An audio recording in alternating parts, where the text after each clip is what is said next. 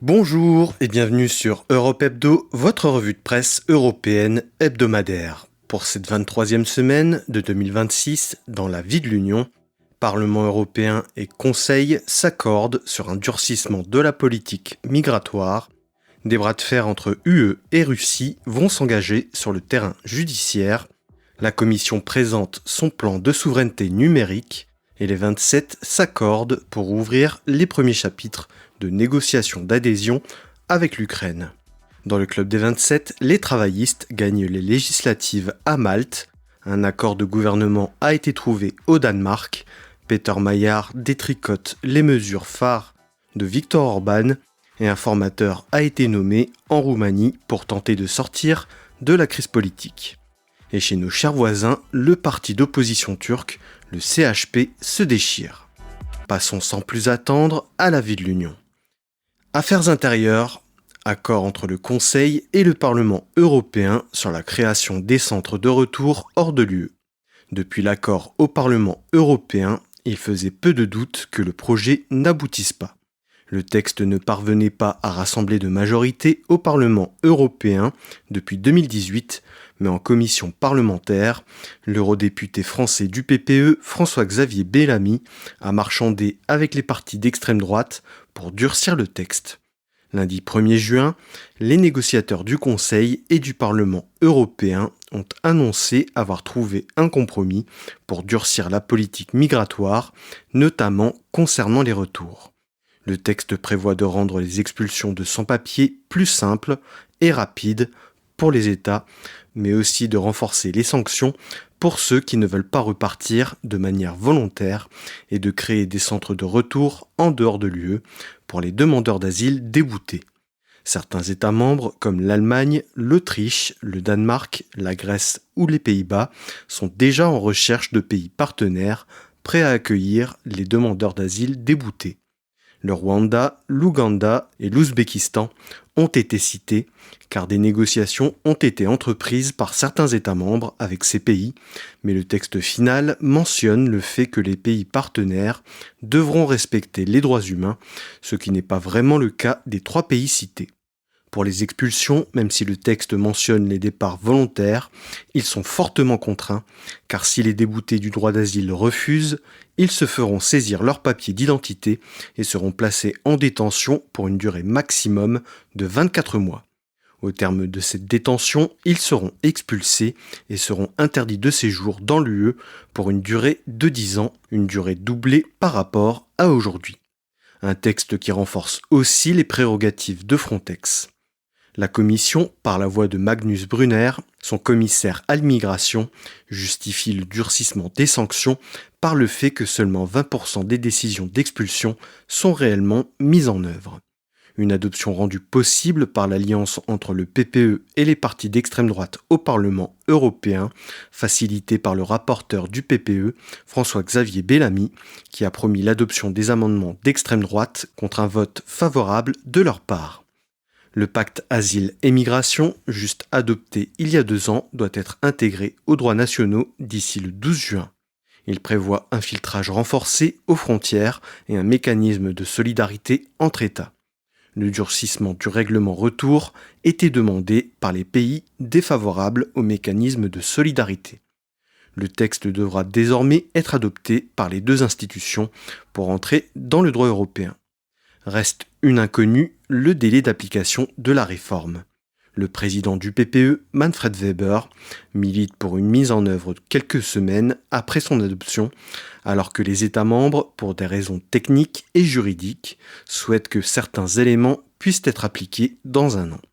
Les partis de gauche et les ONG des droits humains dénoncent ce texte en le qualifiant de honteux et considèrent qu'il nie les droits fondamentaux des personnes exilées. SND parle même de la mise en place d'un système équivalent à ICE aux États-Unis. Affaires juridiques, une guerre hybride à coups de bras de fer juridiques et judiciaires avec la Russie. Vous en avez certainement entendu parler ces derniers jours ou ces dernières semaines. La pseudo-journaliste russe Ksenia Fedorova, ancienne directrice de Russia Today en France, désormais reconvertie comme chroniqueuse sur la chaîne CNews, s'est faite remarquer pour avoir distillé de la propagande russe, rendant les Européens responsables de la poursuite de la guerre en Ukraine par leur soutien à l'Ukraine. L'eurodéputée macroniste Nathalie Loiseau a demandé à l'Union européenne, au nom du groupe Renew, de prendre des sanctions contre Ksenia Fedorova. Dans une lettre adressée à la Commission et au Conseil européen, elle accuse Madame Fedorova d'être une propagandiste russe notoire et demande qu'elle soit sanctionnée au titre de la désinformation coordonnée et de la manipulation de l'information. Nathalie Loiseau rappelle que c'est sur cette base que la chaîne de télévision Russia Today avait été interdite de diffusion sur le sol européen. Mais c'est aussi son titre de séjour qui fait débat. Elle avait eu droit à un visa talent en 2017 demandé par la chaîne Russia Today. En 2024, elle s'est fait octroyer un visa de 10 ans. Le ministère de l'Intérieur a déclaré que le renouvellement était purement administratif et automatique. Reste à savoir si désormais, le gouvernement a la volonté politique d'expulser une agente de la déstabilisation informationnelle en France. Dans les États baltes, les autorités craignent que la Russie ne les attaque sur le terrain judiciaire devant la Cour internationale de justice pour des discriminations à l'égard des russophones. La bataille judiciaire fait partie des éléments de guerre hybride, notamment en France, où la Russie a toujours mis les moyens de son ambassade à contribution pour tenter de récupérer le droit de propriété sur des cimetières soviétiques en France contre des associations ukrainiennes. Ici, ce sont les services secrets lettons qui craignent que la Russie ne fasse pareil qu'en Abkhazie, qu'en Ossétie du Sud et dans le Donbass, par une intervention éclair, avec le prétexte de protéger les russophones. Une crainte renforcée par le vote le 13 mai par la Douma, autorisant l'armée à être déployée pour protéger les populations russophones à l'étranger. En Estonie, il y a encore 25% de russophones et la ville frontalière de Narva est composée à 95% de russophones et la Russie compterait s'en servir comme cinquième colonne en misant sur les peurs de persécution et de génocide. Cela fait plusieurs années que l'Estonie a fait fermer le consulat russe de Narva et a réduit au strict minimum les autorisations de personnel diplomatique russe à l'ambassade de Tallinn. En Lettonie, les russophones représentent 35% de la population et même 50% dans la capitale Riga. Le démantèlement de statues et de monuments à la gloire de l'armée rouge, l'interdiction de déclarations favorables à Poutine et des célébrations soviétiques ont échaudé le Kremlin. La Lituanie n'a que 5% de russophones sur son territoire, un taux qui peut monter jusqu'à 20% à Vilnius ou Klaipėda sur la côte. À Visaginas, il représente 75% de la population dans une ville frontalière de la Biélorussie qui ne semble pas être traversée par un sentiment pro-russe exacerbé. Plus inquiétant, des tags avec la lettre Z ou des tags SS recouvrant des tags de drapeaux ukrainiens ont été repérés à Vilnius, ce qui signifie que des personnes soutenant la guerre d'invasion russe sont actives sur le territoire lituanien. La tactique de la Russie irait plus loin et l'objectif serait d'attaquer les pays occidentaux pour les empêcher d'adopter une politique anti-russe et de faire tomber les sanctions contre la Russie. Une menace qui n'a pas l'air d'effrayer les États membres de l'UE, puisque 11 États membres souhaitent réduire l'accès aux visas touristiques des Russes, dont le nombre a augmenté en 2025, notamment en Espagne, en France et en Italie, accusés de ne pas jouer le jeu. Jeudi 4 juin, lors de la réunion des ministres de l'Intérieur des 27, les ministres suédois et polonais ont demandé à ce que cesse l'hypocrisie. L'Espagne, la France et l'Italie se défendent en disant qu'il faut laisser des options aux opposants russes pour fuir leur pays. Une fausse excuse pour la Suède qui rappelle que les visas humanitaires sont faits pour ça. Les trois pays cités reposent sur une économie du tourisme importante et les Russes sont de très bons clients pour eux. Les 11 États signataires de la lettre à la Commission demandent des mesures restrictives et contraignantes en matière de visa pour les ressortissants russes. Numérique. La Commission européenne présente son plan pour sortir de la dépendance. Las de dépendre des géants du numérique américain et du matériel chinois, l'Union européenne veut accélérer sur sa souveraineté numérique. Mercredi 3 juin, la Commission européenne a présenté son plan pour réduire le recours aux logiciels et services numériques des GAFAM et promouvoir le Made in Europe. Que ce soit les services informatiques, le stockage numérique, les réseaux sociaux ou les logiciels, l'emprise américaine est partout, à tel point que des spécialistes ont maintes fois alerté sur un risque potentiel de kill switch dans le cas où les États-Unis interdiraient l'utilisation de services numériques américains par l'Europe, ce qui pourrait causer une paralysie générale de l'économie européenne. Pour parer à cette dépendance, la Commission européenne veut promouvoir le développement de services européens et booster l'innovation au sein de l'Union. Un nouveau règlement sur les puces électriques, le Chips Act 2, va permettre de débloquer des aides d'État avec l'objectif d'atteindre les 20% de part de marché d'ici 2030 contre 10,5% aujourd'hui. Un règlement qui répond au refus chinois à l'automne 2025 d'exporter les puces Nexperia et avait mis en difficulté les chaînes de production des constructeurs automobiles européens. Sur le cloud et l'intelligence artificielle, la Commission veut proposer le règlement sur le développement du cloud et de l'IA, avec pour objectif de multiplier par 3 la capacité européenne en centres de données d'ici 2030 et de couvrir l'ensemble des besoins européens d'ici 2035 pour un coût de 200 milliards d'euros, entièrement assumé par des fonds privés, mais qui bénéficieront de facilités juridiques et des avantages. Pour bénéficier de ces avantages, il faudra investir en recherche et développement en Europe, y créer des emplois, créer un écosystème et démontrer que cela apporte une valeur ajoutée à l'Europe. L'exécutif européen veut contraindre les États membres à diversifier leur approvisionnement pour se mettre à l'abri du chantage d'un seul fournisseur. Contrairement à l'industrie, l'Union européenne ne peut pas inclure de préférences européennes, l'UE dépendant largement de l'étranger pour le numérique et notamment pour la production de puces électroniques dédiées à l'IA. Sur les secteurs critiques par contre, l'Union européenne veut réserver les marchés publics aux acteurs européens pour éviter de donner l'accès à des données sensibles qui peuvent être exploitées aux États-Unis par le Cloud Act, qui fait que toutes les données sur les clouds américains peuvent être exploitées par les autorités américaines. Aussi, elle veut inclure une disposition sur les pays fournisseurs qui se limiterait aux pays qui partageraient les mêmes valeurs, ce qui exclurait d'office la Chine. Désormais, il faut voir comment les États-Unis et la Chine réagiront à cette législation. L'ambassadeur américain auprès de l'UE, Andrew Puzder, a déjà indiqué que si le texte venait à être adopté, alors les États-Unis pourraient couper toutes leurs relations avec l'UE. Une menace qui semble un peu fantaisiste, tant les géants américains auraient du mal à se priver d'un marché de 450 millions d'Européens d'un seul coup. Élargissement. Les 27 d'accord pour relancer le processus d'adhésion de l'Ukraine, réflexion sur une adhésion en 2 temps pour les Balkans.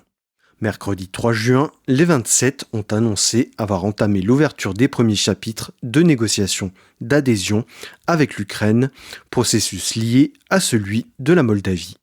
Peter Maillard a levé le veto hongrois, ce qui a permis cette annonce.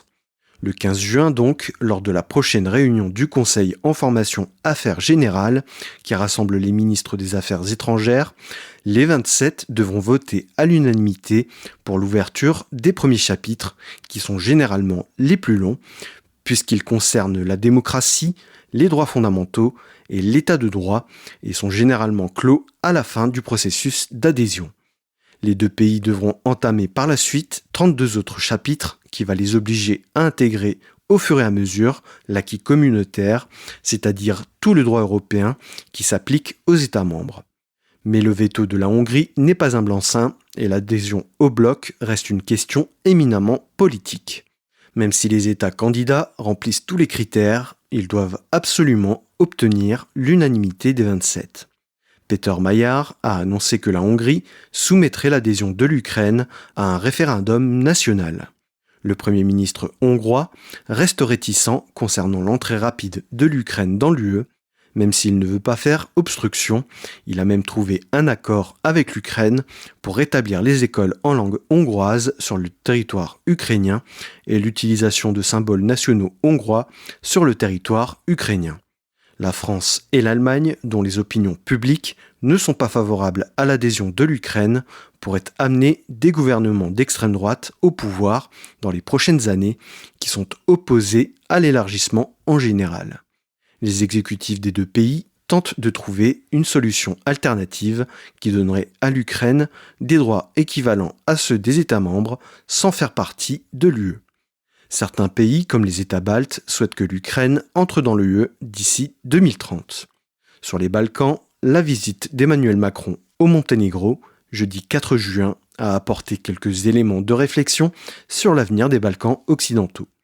Le président français a d'abord félicité le président monténégrin Jakov Milatović pour les progrès concernant les réformes de son pays et l'assure de son soutien dans la suite du processus d'adhésion. Le Monténégro est le pays qui avance le plus vite sur sa trajectoire européenne. Le gouvernement espère boucler les négociations cette année pour devenir le 28e membre de l'Union en 2028. Le voyage d'Emmanuel Macron n'avait rien d'anodin puisqu'il se plaçait la veille du sommet entre l'UE et les Balkans occidentaux, dont le Monténégro est l'hôte. La France et l'Allemagne veulent insuffler une nouvelle dynamique dans les Balkans occidentaux avec des propositions comme un accès privilégié au marché européen en échange de réformes, participer à des programmes européens et un statut d'observateur lors des réunions européennes avant même que leur adhésion soit actée, ce qui pourrait motiver les pays candidats à avancer plus vite sur leur trajectoire européenne. En réalité, l'accès aux programmes européens existe déjà, mais la France et l'Allemagne veulent pousser la logique encore plus loin. L'idée sous-jacente de Friedrich Merz serait de pouvoir mettre ces pays en état de préadhésion comme appartenant au bouclier de légitime défense collective de l'UE, inscrit à l'article 42, alinéa 7 du TUE. Le chemin de l'adhésion des pays des Balkans occidentaux sont très disparates. Même si la Serbie a entamé les négociations il y a plus de 15 ans, elle sombre dans une dérive autoritaire et fait même marche arrière sur son chemin européen. La Bosnie-Herzégovine est coincée par le chantage des Serbes de Bosnie et le Kosovo sombre dans une crise politique durable depuis un an, incapable de se doter d'un gouvernement. Une perspective européenne plus tangible pourrait donner un coup d'accélérateur dans l'adoption des réformes, c'est en tout cas le pari de l'Allemagne et de la France. Passons désormais au Club des 27. Malte. Les travaillistes gagnent les législatives pour la 4e fois consécutive. Samedi 30 mai avaient lieu les élections législatives à Malte, des législatives anticipées qui devaient normalement se tenir en 2027. Le Premier ministre Robert Abela a dissous l'Assemblée pour demander un nouveau mandat aux Maltais, très touchés par la crise au Moyen-Orient. Malte étant très dépendante des importations, elle paye la crise des prix des énergies. Malte n'est pas dans une situation économique désespérée. En 2025, l'île avait une croissance de 4%, mais la crise des carburants laisse planer la menace sur le tourisme, avec un prix des voyages bien plus élevé, ce qui toucherait le principal poste de recettes de Malte. Au pouvoir depuis 2013, le Parti travailliste, emmené par le Premier ministre sortant, Robert Abela, a misé sa campagne sur son sérieux économique, l'île pouvant se vanter d'une bonne santé économique depuis plus d'une décennie. Face à lui, le Parti nationaliste, qui comme son nom ne l'indique pas, est un parti conservateur traditionnel, a misé sur l'avocat Alex Borg, aussi ancien Mr. World, Malta. Dès samedi soir, après le scrutin, les bulletins ont été transportés au centre de dépouillement de Nexar. Le décompte s'est fait dans la journée de dimanche.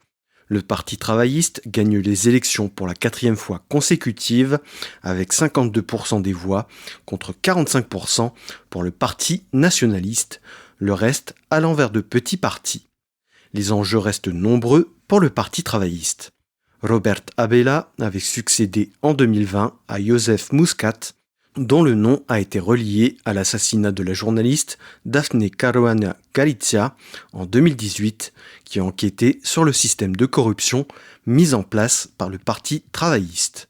Le Conseil de l'Europe, organisation internationale indépendante de l'UE, rappelle dans son rapport sur l'année 2025 que Malte est encore très en retard sur la lutte contre la corruption, un sujet qui a pourtant été absent de la campagne. Comme dans une bonne partie de l'UE, Malte vit un recul de la natalité, mais sa population a augmenté de 30% en une décennie, une augmentation due à l'arrivée d'étrangers. Une augmentation de la population qui nécessite d'adapter le pays, la construction de logements explose, les services publics sont débordés et les embouteillages se multiplient. Des associations de défense du patrimoine alertent sur la multiplication des constructions qui mettent en péril le patrimoine historique classé à l'UNESCO.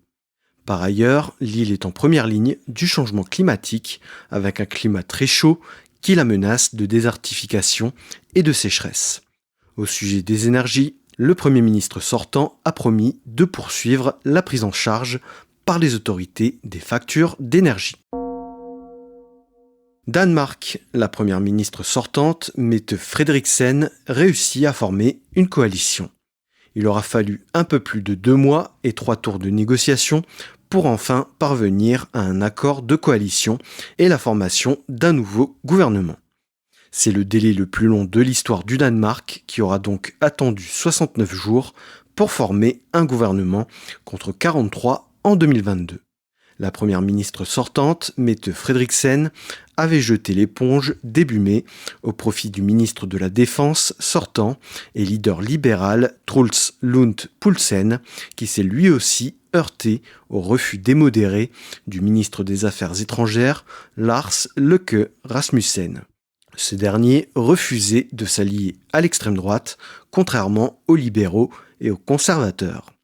Mette Frederiksen a réussi à arracher son soutien en promettant de ne pas rétablir l'impôt sur la fortune, qui était pourtant une de ses principales promesses de campagne.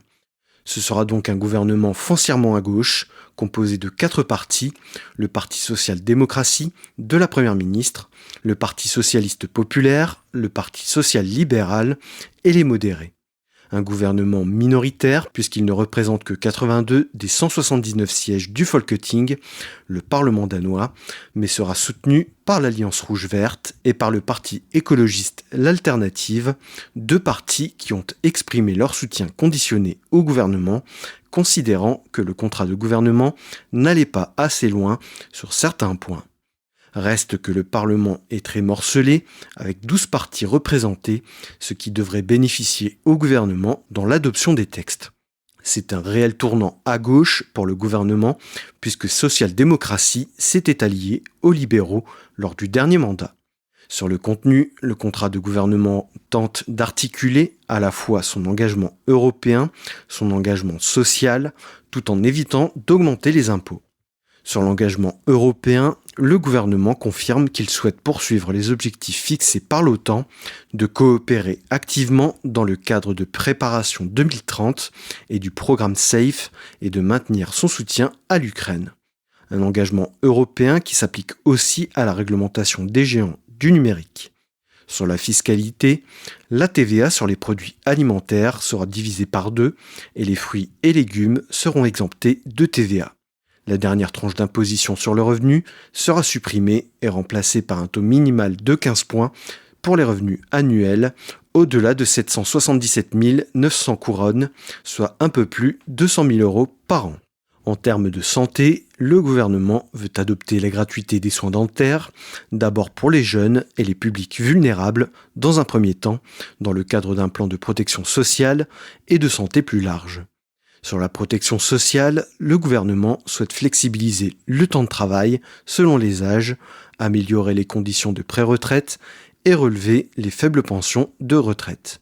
Pour la jeunesse, le futur gouvernement prévoit d'accorder 5 milliards de couronnes au programme Children's Denmark pour les écoles, les personnels de crèche, le bien-être des jeunes et le soutien aux familles défavorisées.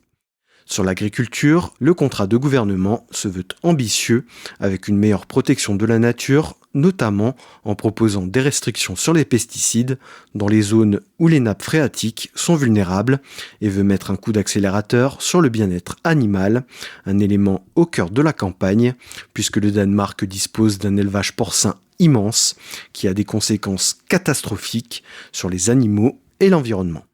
Ce sera aussi le premier gouvernement danois avec une majorité de femmes, avec 11 femmes parmi les 11 ministres. Et petite particularité, le Danemark sera le seul pays de l'UE qui n'aura pas de ministère de l'Agriculture. L'ancien ministère de l'Agriculture sera le ministère de la Nature et du Bien-être animal et aura en charge l'alimentation, l'agriculture et la pêche. Le ministère des Affaires économiques reprendra l'alimentation et la sécurité alimentaire. Le ministre de l'Environnement reprend la pêche et les ministères de la Justice et des Transports reprendront aussi des prérogatives agricoles, mais dans une moindre mesure. Hongrie, le détricotage de l'urbanisme se poursuit. Peter Magyar a lancé le bulldozer pour détruire l'héritage de Viktor Orban. Dès son élection, il avait demandé au président Tamás Sulyok, homme de paille de Viktor Orban, de démissionner avant le 31 mai au soir.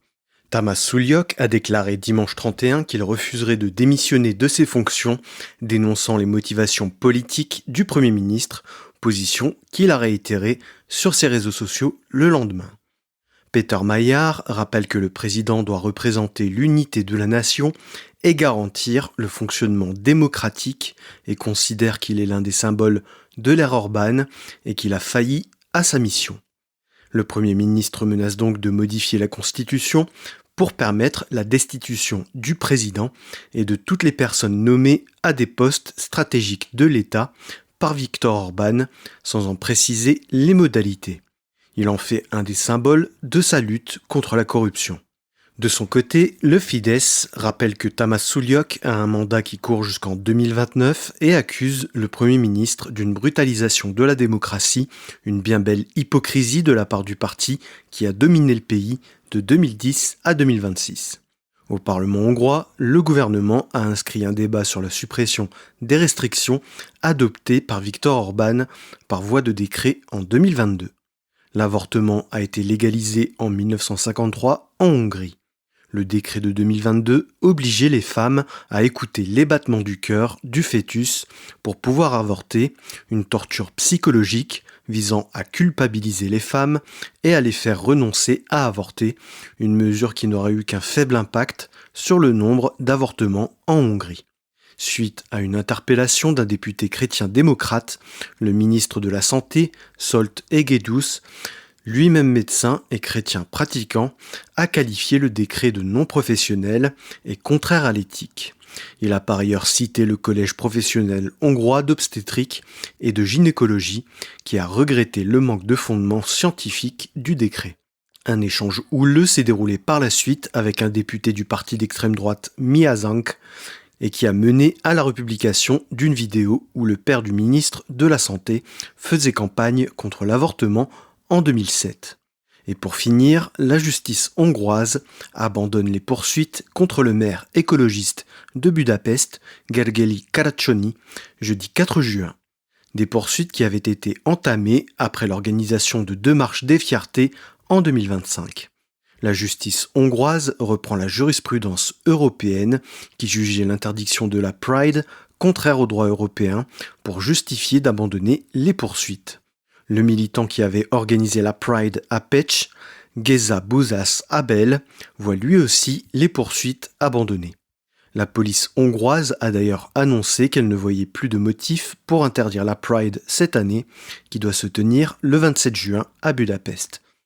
Les déclarations du Premier ministre au soir de sa victoire, souhaitant un pays qui ne stigmatise personne et ne veut pas s'opposer au droit de réunion, bien que ses valeurs conservatrices réprouvent ce genre d'événement, semblent avoir convaincu tout le monde que la Pride pouvait se tenir.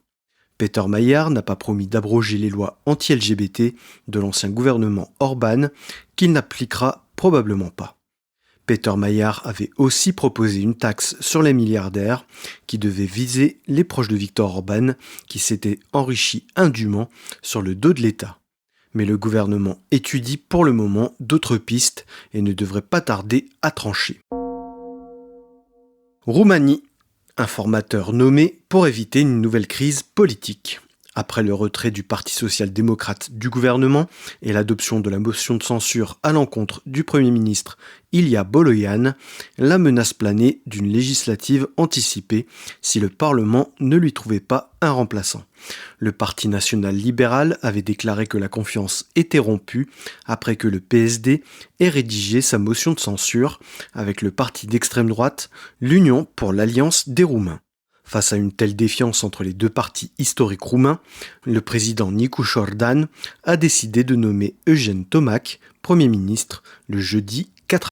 Eurodéputé et président du Parti du Mouvement Populaire, membre du groupe Renew au Parlement européen, il représentait le parfait compromis pour succéder à Boloyan d'après le président roumain.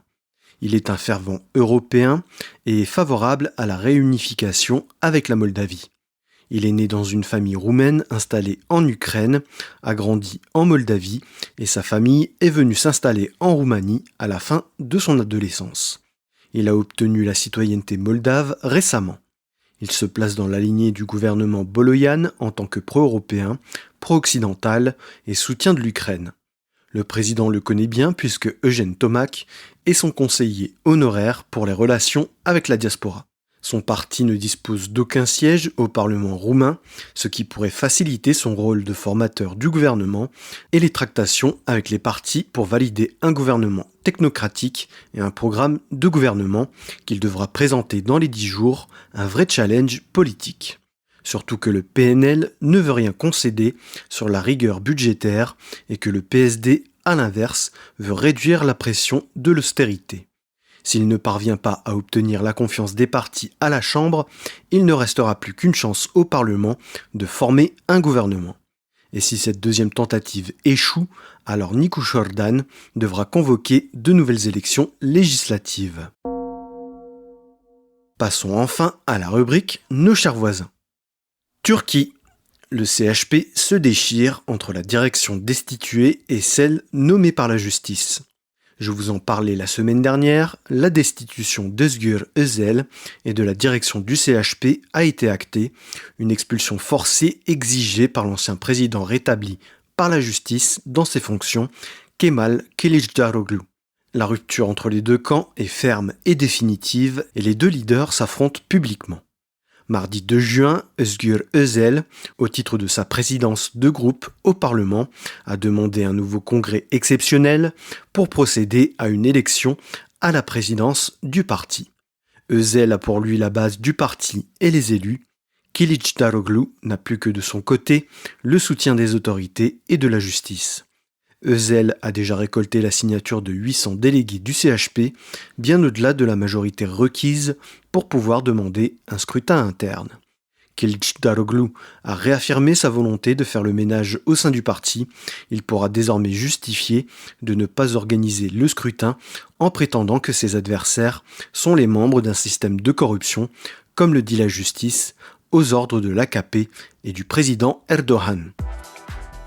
Voilà, c'est ainsi que s'achève la 23e semaine européenne de 2026. Merci pour votre écoute. Si vous avez apprécié cet épisode, abonnez-vous sur votre plateforme préférée, que ce soit Spotify, Deezer, Apple Podcast, Amazon Music, YouTube ou YouTube Music, et n'oubliez pas d'y laisser votre avis, que ce soit en nombre d'étoiles ou en like. Pour ne rien rater des publications du podcast, suivez Europe Hebdo sur Facebook, Instagram et LinkedIn et n'hésitez pas à liker, commenter et partager les publications pour en augmenter la visibilité. Si vous avez une remarque, une question ou une suggestion à faire pour le podcast, n'hésitez pas à vous inviter dans mes messages privés, je me ferai un plaisir de vous répondre. Et si vous voulez dévorer le nouvel épisode du podcast dès sa sortie, abonnez-vous pour recevoir la newsletter du podcast. Le lien est à retrouver en description de cet épisode. Je vous donne rendez-vous lundi prochain, 17h30 sur Europe Hebdo.